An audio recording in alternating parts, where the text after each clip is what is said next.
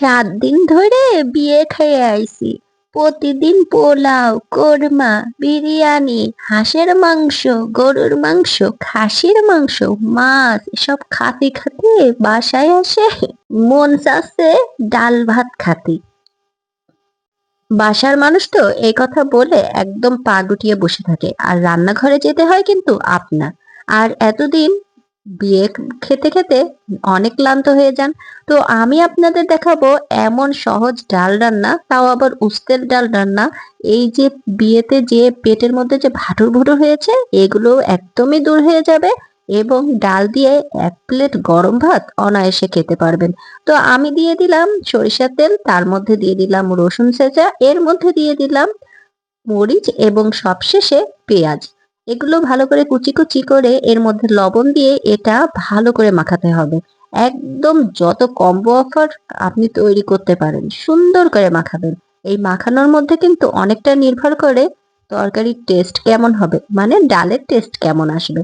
এরপরে আমি এটার মধ্যে দিয়ে দিলাম মুসুরির ডাল, যে ডালটা আমি রান্না করব। ডাল রান্না কিন্তু, মানে ডাল রান্না করে বলে অনেকেই ছেড়ে দেয়, কিন্তু ডাল রান্নাটা কিন্তু অনেকটা কঠিন। আপনি যদি এভাবে মাখিয়ে উস্তের ডাল রান্না করেন, দেখবেন সেই ডালটা খেতেও সুস্বাদু লাগছে, আবার আপনি খুব সহজে এই ডালটা বানিয়েও ফেলতে পারছেন। তো এর মধ্যে পানি দিয়ে আমি কিন্তু সেদ্ধ করতে বসিয়ে দিয়েছি। তো সেদ্ধ হয়ে গেছে, আর সেদ্ধ হয়ে যাবে অবশ্য আপনাদের দেখাবো। আর এই যে সেই উচ্ছে আমি কেটে নিয়েছি। আপনাদের অনেকেরই প্রশ্ন, অনেকেরই আক্ষেপ যে উস্তে তরকারি রান্না করলে অনেকটা তিতা লাগে। আমারও এক সময় লাগতো।